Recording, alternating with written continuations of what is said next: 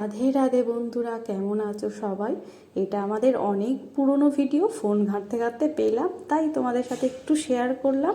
আমরা তখন গেছিলাম শিলংয়ের ডাউকিতে ঘুরতে, আর মেয়েকে দেখে বুঝতেই পারছো কত ছোট।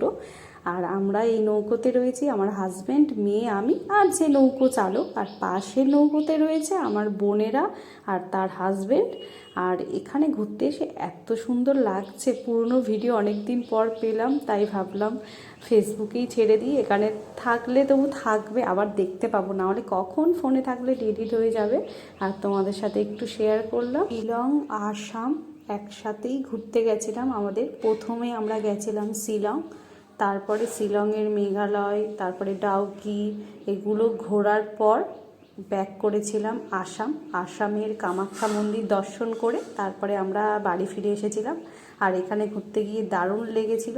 আজকের এই পর্যন্ত, সবাই ভালো থেকো, পরে দেখা হবে।